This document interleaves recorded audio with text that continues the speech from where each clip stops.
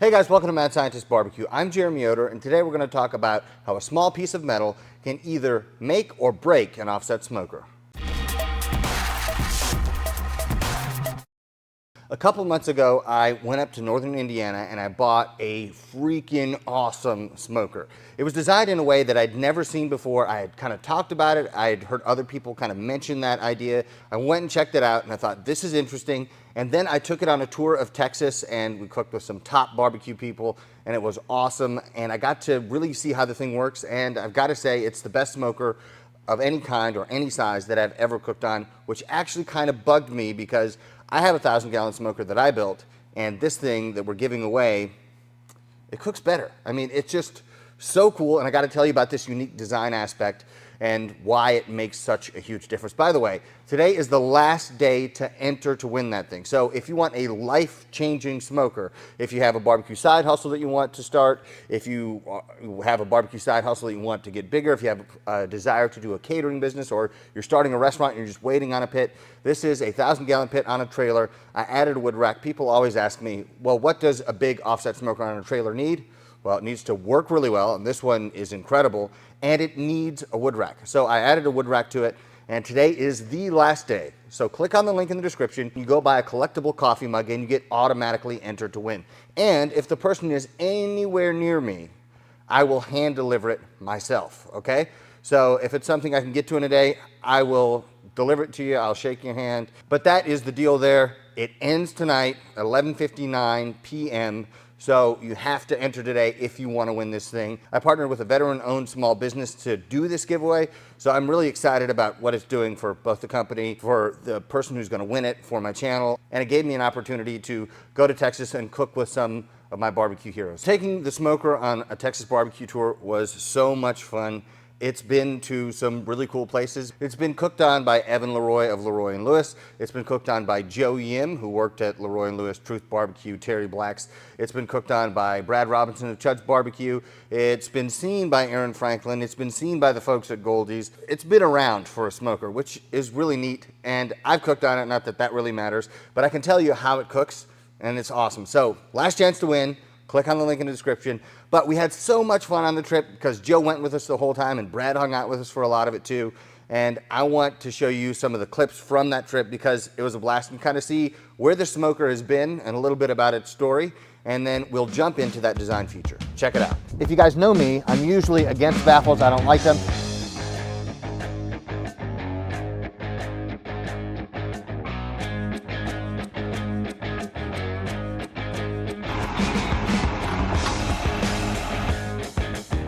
Okay. That's a good looking bite. Into the 12-hour cook. We got that heat pretty high right now. We're trying to.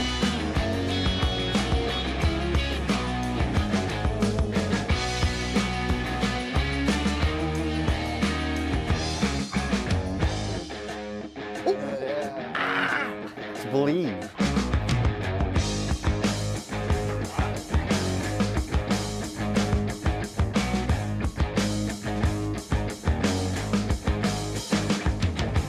Tired. I'll be feeling great around 11 a.m. tomorrow.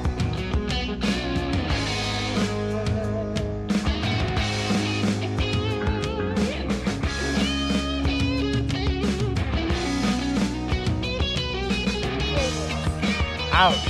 Oh!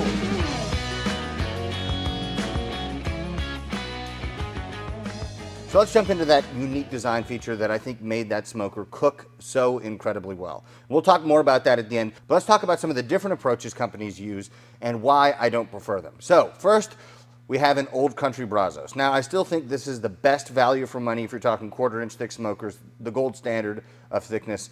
But there's one design feature that I think is pretty easily remedied, and the issue that a lot of people have is with the baffle. So the baffle essentially is a piece of metal that is above the opening from the firebox to the cook chamber, and it forces the gases down, and so you don't have a hot spot right next to the firebox. So let's take a look at this one, then we'll talk a little bit more about it.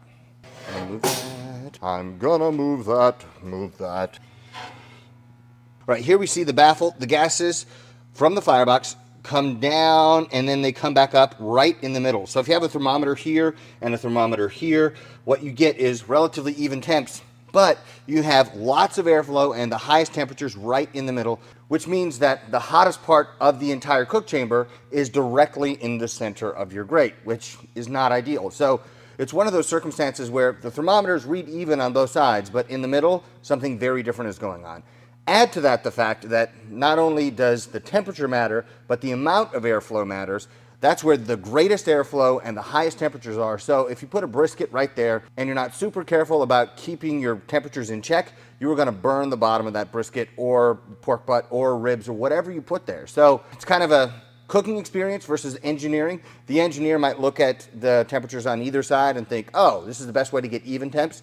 But in terms of cooking characteristics, it's not the best way to get awesome cooking characteristics, top-down heat, even cooking for a large part of the grate. And so this is easily fixed by taking out that baffle. You cut these little spot welds on either side, wiggle that baffle back and forth until the spot welds up here next to the firebox pop, and then you take it out and you never look back. Now add to that the fact that forcing that hot gas to go down before it can go across the grate and out the stack slows airflow, and you have kind of a double problem there. You have the hot spot right in the middle of the grate, and it doesn't want to draw air as well because you're trying to make gases do things that they don't want to do. First of all, the hot gases want to rise. In this case, with an offset smoker, we're trying to make those hot gases go horizontal, which they don't love to do. But, well, of course, I'm personifying the hot gases. They don't actually have will or emotions or anything. But bear with me here. This is kind of how I used to teach chemistry. This ion wants to bond with this, okay. But I hope you understand what I'm saying here. The hot gases will move sideways, but they really don't want to be forced down. That's really kind of like the last thing they want. So it really inhibits airflow, and you get uneven cooking. You take out that baffle, and you have a lot of those problems fixed. Now, let's go on to somebody who does it a little bit different. Next up, we have a Yoder Wichita, and they're doing something in the same vein as the Old Country Brazos, but I want to show you what they have going on. I'm going to pull these grates out, and we're going to take a look, and then I'll tell you why I don't prefer it either. Let me preface this also by saying I have no affiliation with Yoder smokers. I've never owned a Yoder smoker.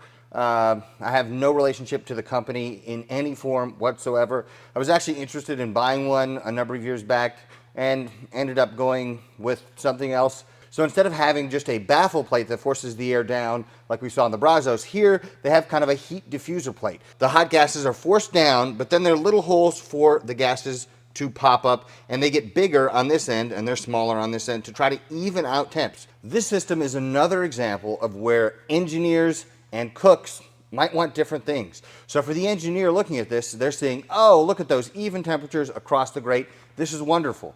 But for a cook, it doesn't have the characteristics that you want ideally to be cooking your barbecue. Because if you have a brisket, say, we're going to use a brisket as a test example here for all these. If you have a brisket sitting on the grate, then the heat is going to come from the bottom. And I'm not trying to dry out the meats out of my brisket. I'm trying to have heat come from the top to render the fat on the top side. Now, of course, some heat will go to the top and there's going to be some turbulence and air movement. But all in all, this evens out temperatures. But all in all, this doesn't render fat and cook barbecue in the best way possible. Now, these are very good smokers. I'm not trying to dog the smokers. They're beautiful. You can make tremendously good food with these. But we're talking about very good versus ideal.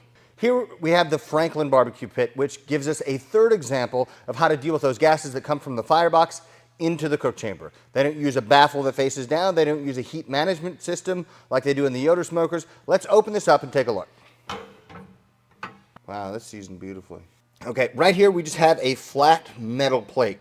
And so rather than forcing the air down, it kind of forces the air over.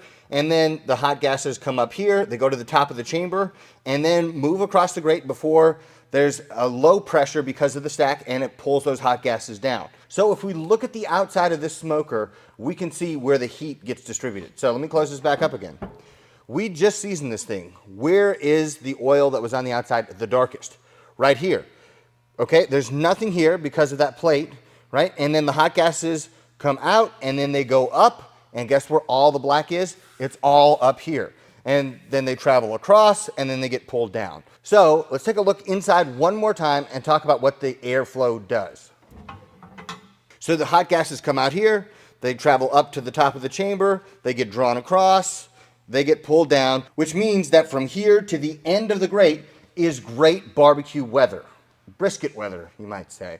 And we used this over the weekend, and it did actually a really, really nice job. There are a lot of things to really commend this Franklin pit. It's beautiful. I mean, it works very simply, very easily. You don't have to have a lot of experience to get a good product out of it. But if there's one thing I could change, I would change this from what it is to what's in my 1,000-gallon pit. Because now by experience, I realized this is the way to go. So if I build a pit in the future, it's going to have the very same feature, because the difference between what that 1,000-gallon has and what my 1,000-gallon has is night and day in terms of how it cooks. And all this discussion brings us to the feature that's on the 1,000-gallon smoker that somebody is going to win. Again, you can click on the link in the description and enter. It ends tonight, so if you're thinking about it, now's the time.